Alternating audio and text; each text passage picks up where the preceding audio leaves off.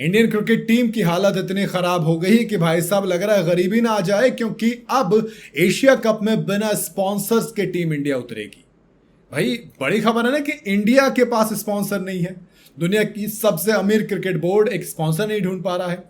BCCI और dream 11 के बीच Jersey sponsorship की डील अब खत्म हो गई। ये डील 2023 से मार्च 2026 के लिए हुई थी, लेकिन फिर ऑनलाइन गेमिंग संशोधन बिल आया और जिसकी वजह से ड्रीम 11 को तगड़ा नुकसान हुआ और उसके बाद ड्रीम 11 ने 358 करोड़ की जो डील थी बीसीसीआई के साथ, उसे वक्त से पहले ही खत्म कर दिया। और अब बीसीसीआई को नए जर्सी स्पॉन्सर्स की तलाश है। एशिया कप 2025 से पहले टीम इंडिया की जर्सी स्पॉन्सर पर अब बड़ा अपडेट सामने आया है। सवाल था कि क्या एशिया कप में हम स्पॉन्सर के साथ जाएंगे या फिर अब बिना स्पॉन्सर के खेलेगी टीम। बीसीसीआई ड्रीम 11 के कॉन्ट्रैक्ट कैंसिल होने के बाद फिलहाल कुछ भी साफ नहीं हो पाया, क्योंकि कोई भी अभी तक स्पॉन्सर फाइनल नहीं हुआ है।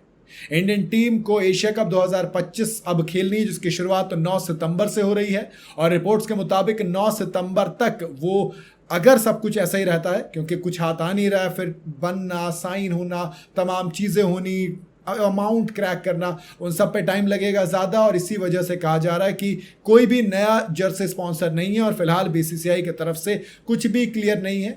ऐसे में मोस्टली चांसेस इस बात के हैं कि बीसीसीआई बिना जर्सी के टीम इंडिया को एशिया कप में भेजेगी, मतलब बिना जर्सी स्पॉन्सर के कपड़े पहनेंगे दोस्त। दरअसल केंद्र सरकार ने ऑनलाइन मनी गेमिंग संशोधन को मेनली दो कैटेगरी में बांटा है। पहले कैटेगरी में ई स्पोर्ट्स गेमिंग को रखा गया है, जबकि दूसरी कैटेगरी में ऑनलाइन मनी गेम को रखा गया है।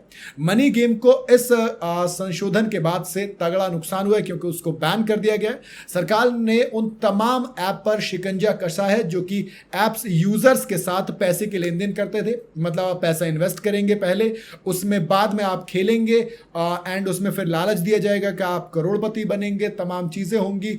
ऐसी तमाम ऐप्स को बैन कर दिया गया, जिसके अंदर ड्रीम 11, माई 11 सर्कल, तमाम बेसिकली सट्टा लगाने वाली ऐप थी इनडायरेक्टली जो बैन कर दी गई हैं।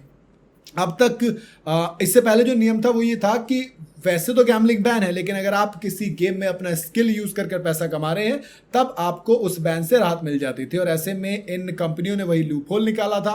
बट अब सरकार ने क्लियर कर दिया कि भैया कोई गणित और भाग नहीं करना है आपको, आप बैन है मतलब बैन है। हाँ, जैसे कि ई स्पोर्ट्स गेमिंग, जैसे कि आप पबजी, कॉल ऑफ ड्यूटी की बात करते हो, इसमें आप गेम के अंदर परचेज करते हैं, फ्री में आप खेल सकते हैं, लेकिन अंदर परचेज करते हैं तो उस पर किसी तरीके का कोई बैन नहीं है।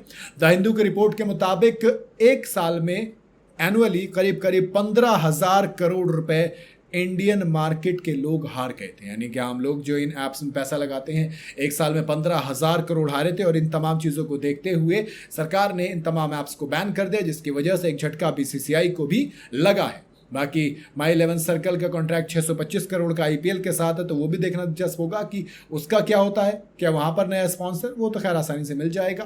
एंड देन इसके अलावा प्लेयर्स को भी करीब 150 से 200 करोड़ रुपए का नुकसान होने का अंदाज़ा लगाया जा रहा है। इन तमाम नुकसानों के बीच में रात की खबर यह है कि अब सट्टेबाजी बंद हो जाएगी। आई होप सो, वरना देखो यू नेवर नो किस तरीके का लूप होल निकाला जाएगा, किस तरीके से चीज़ों को घुमाया जाएगा।